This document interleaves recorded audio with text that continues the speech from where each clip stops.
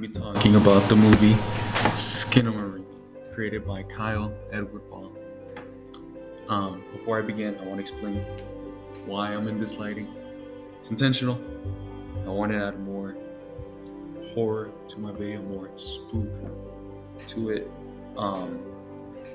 and also because I wanted to match the theme of the movie I chose, that being Skinamarink, obviously.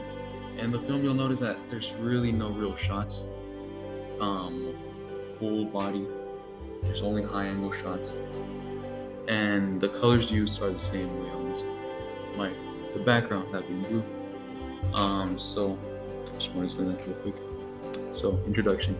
For our final project, I decided to go on the movie Skinamarink. While some people judge this movie negatively because of how long it is and the lack of content, from a quick glance, this film is considered experimental for tackling a genre that hasn't been popularized in major studios. That genre is analog horror. Because the creator Kyle Ball made this movie in order to experiment with a new type of horror that hadn't really been seen before, this movie was written as an allergy for child abuse. It is a horror movie about two kids, a brother and a sister, and they find themselves trapped in their home. It seems that the doors are gone, windows are gone, bathrooms are gone, comfort is gone, and sanity is gone. It takes place at a home where it feels claustrophobic, lonely, depressing, and confusing. At points in time and space are manipulated to torture children. The fear the audience feels comes from feelings we used to share when we were younger. The movie is shot in low angles to show the view of the world from the kid's perspective in the movie. So the foster chapters I decided to go with were symbol and setting. Symbol because there's a lot of symbolism in Skinamarink, a lot. And the setting because the setting stays the same. It all takes place in a house. Foster tells us that a symbol is something that stands for something else. With this in mind, we can take in that a symbol can have a deeper meaning behind instead of being taken literal. The setting tells us that a setting isn't always a place. A setting can also be identified as a time, a place, and a social environment, that being their home. My outside database source, I decided to go with the YouTuber named Windigoon. He goes deeply into perspective about Skinamarink. He analyzes every key moment, explains the symbolism, and why things happen.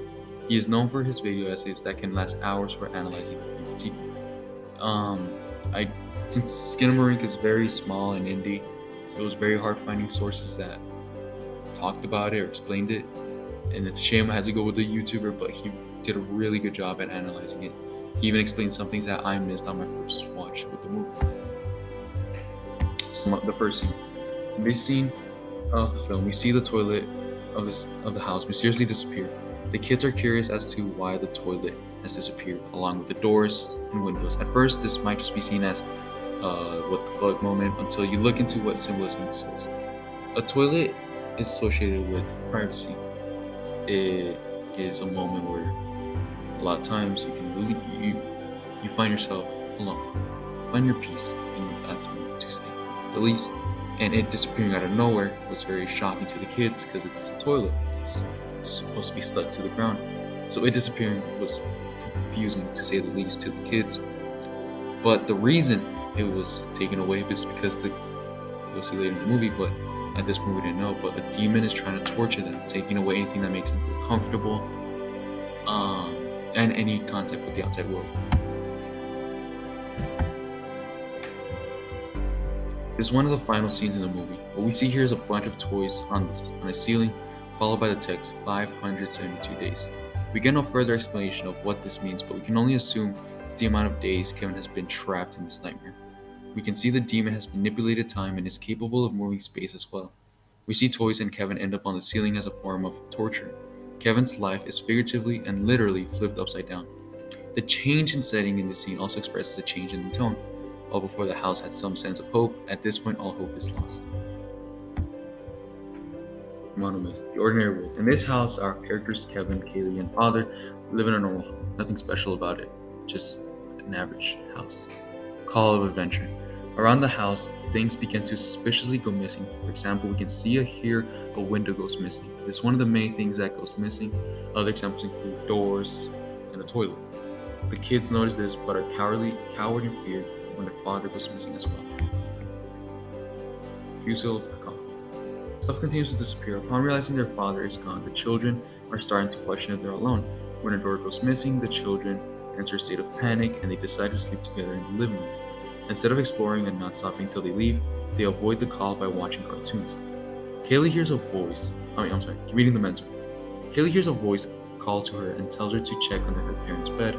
When she does, she sees the corpse of her dead father. When the voice tells her to look again, she sees nothing. When she looks up at the bed to see who we can assume her mother, telling her she loves her very much, they assume that it's the mom who curses and punches her children. And I couldn't really go into depth, but after this scene, the mother actually disappears out of thin air, and that's why we are left to assume that it's actually the mother who curses her children and punches them.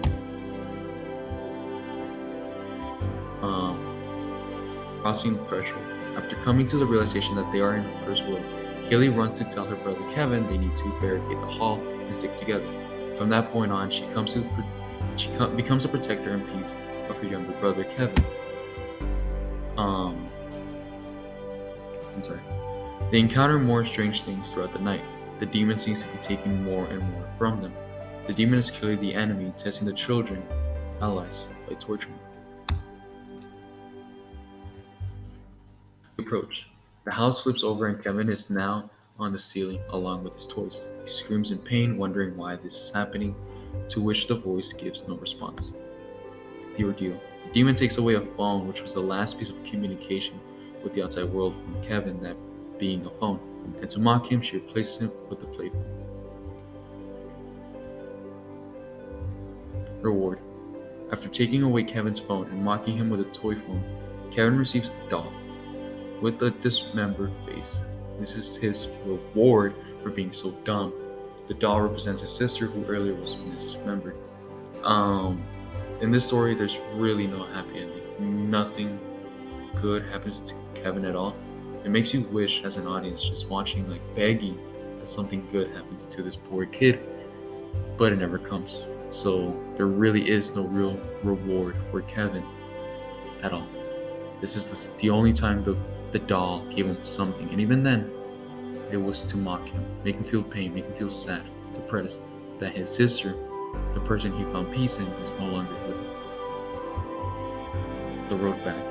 Kevin seems to be becoming delusional, speaking to his dead sister and asking her to watch something happy in order to feel safe again.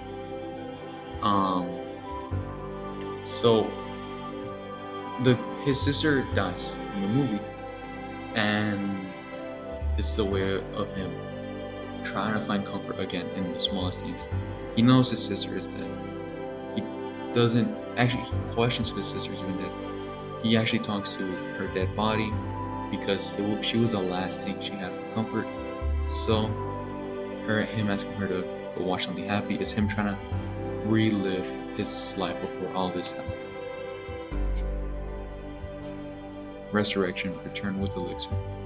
The story doesn't have a happy ending. It ends with a human-like face telling Kevin to go to sleep.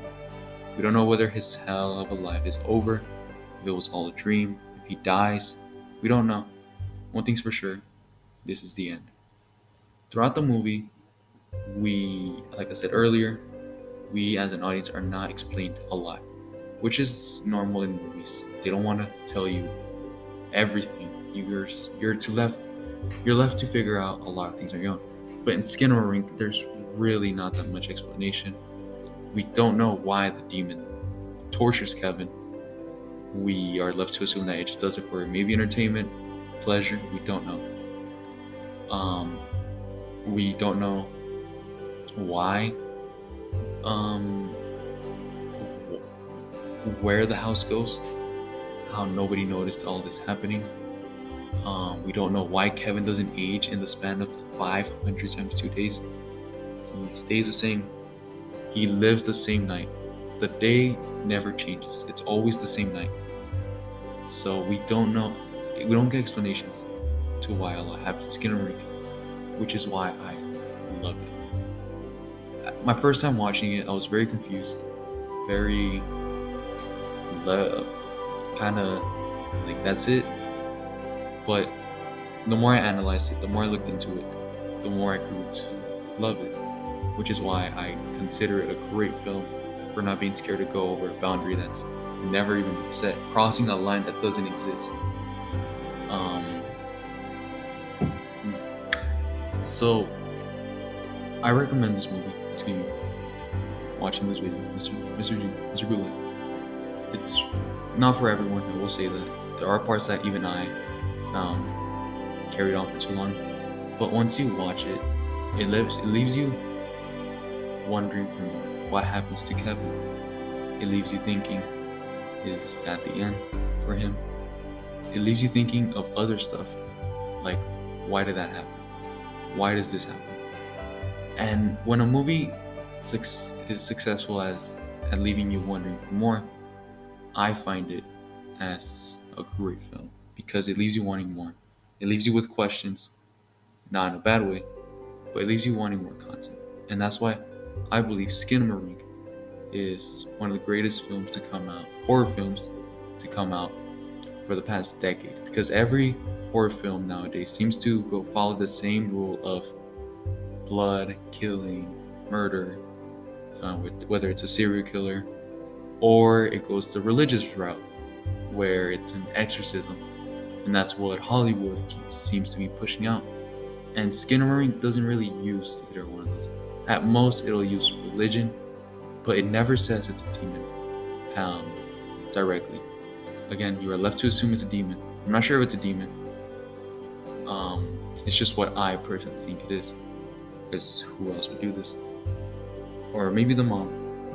So that would count as a spirit, again, religion. But again, it's not really used directly. It's not explained directly. So thank you so much for watching my video. I know you have a lot to go through, Mr. Google, but thank you so much for sitting through my video.